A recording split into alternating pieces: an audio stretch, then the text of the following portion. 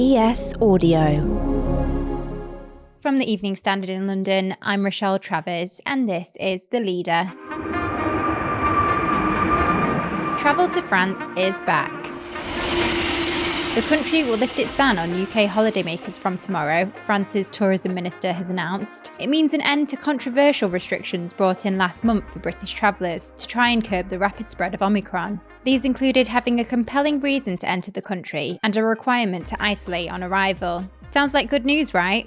Well, it's not quite that simple, as Simon Calder, the Independent's travel correspondent, explains. Simon, give us an overview. What has the situation been with France, and what does this all mean now? It has been extraordinary. Let me take you back, if I may, to the middle of December. So at the time, the UK was really suffering from Omicron. The wave had really begun. We were very much on that upward surge, and there was a lot of concern from a lot of countries about the UK and the spread of Omicron. Now, while Omicron was clearly in other places as well, it wasn't quite so detectable. And so you suddenly had on the 16th of December, the French said, okay, in a couple of days, we're going to ban travel from the UK. An extraordinary decision, given that we are extraordinarily well-connected countries. Christmas was about to happen. New Year was about to happen. The main surge of skiing holidays were about to happen. And the French said, no, we're keeping you out. And if you were French, that was a so-called compelling reason to be allowed into France.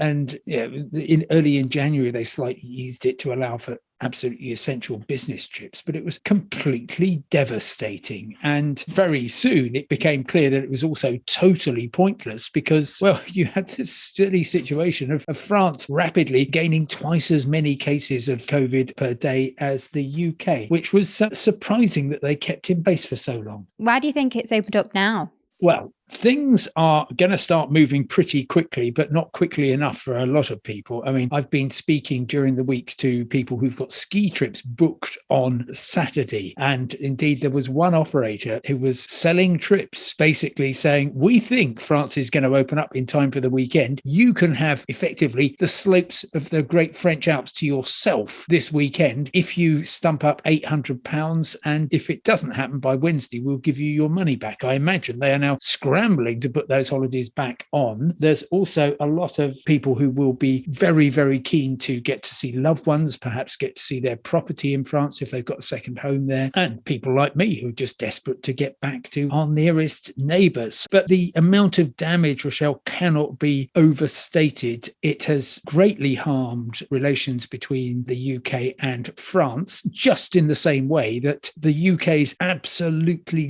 ludicrous decision in July to put France on a special Amber Plus category of its own, requiring quarantine from everyone coming back from there. It did exactly the same. And in a sense, this is tit for tat, but horribly damaging. And of course, as the French travel industry had been shouting for the last couple of weeks, this is when people plan their holidays. If you've got an entire country, our nearest neighbour, the country which is, is our second favourite, and you're saying you can't come in, well, people are going to book somewhere else. And they have been. And how popular do we expect trips to France to be now it's opening up? Well, I think it will be a bit grudging, actually. Look, the French have shown by what they have done that they are quite prepared to take abrupt action that does not appear to concur with the facts on the ground, and furthermore, leave restrictions in place way beyond the time when they might possibly have served some useful purpose. And with that knowledge, I'm afraid I can completely understand people who are thinking, oh, let's plan a lovely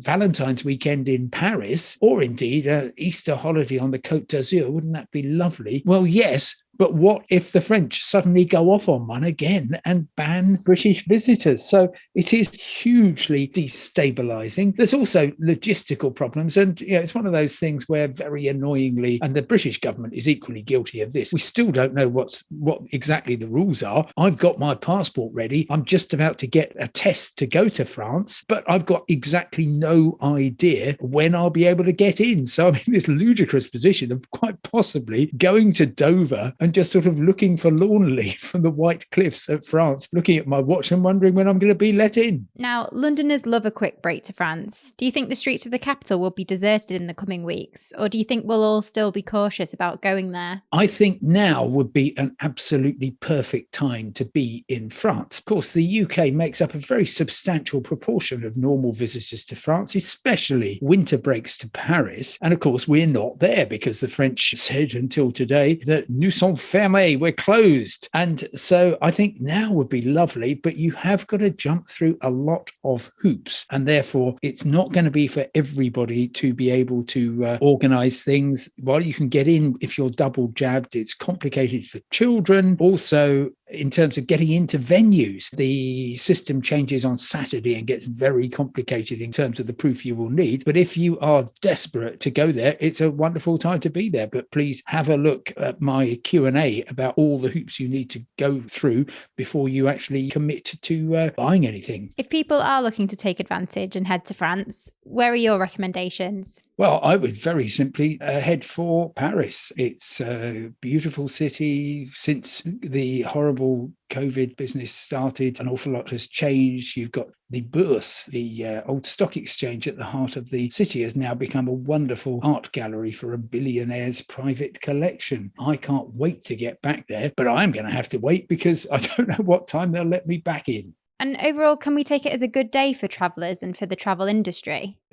I'd like to say this is 2 steps forward, but it's not. It's one step restoring the backward step that the French took before Christmas, if you see what I mean. It's not exactly progress. And the worry remains that both the UK and France and other countries have shown that they are absolutely not shy of introducing rules that appear to be irrational, illogical, but are, I'm sorry to say, politically popular. And all the way through the COVID pandemic, the World Health Organization has said, actually, international travel bans don't really work except in some very narrow circumstances, so we advise against them.